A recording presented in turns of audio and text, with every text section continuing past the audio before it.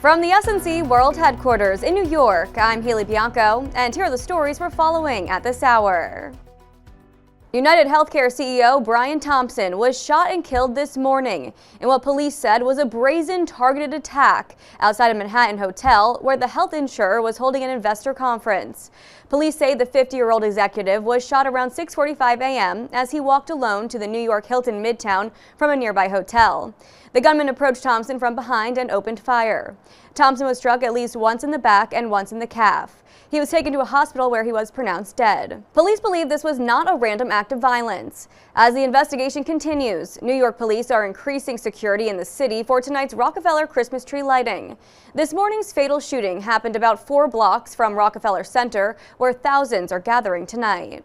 President-elect Donald Trump is bringing Peter Navarro back to the White House for his second administration. Trump announced earlier today on Truth Social that Navarro will serve as a senior counselor for trade and manufacturing.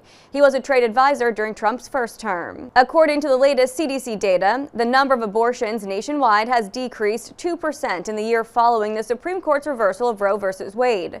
The CDC reports that every state where pro-life laws were passed, the total number of abortions has declined following the repeal of Roe. The top Democrat in the U.S. House of Representatives, Hakeem Jeffries, has called on President Joe Biden to pardon some working-class Americans after drawing criticism for pardoning his own son.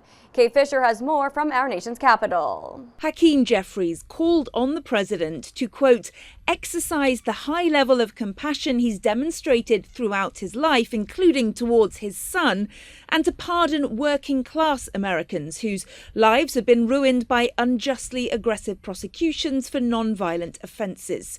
Joe Biden had argued that the charges against his son were brought for political reasons during the campaign cycle. Several Democrats have criticised the president for his decision, which marks a reversal of his previous stance on the issue. Russian forces have fired hypersonic missiles as part of military exercises in the eastern Mediterranean. Giles Gibson reports. The Russian Defense Ministry says that Zircon hypersonic missiles were fired from naval vessels during these military exercises.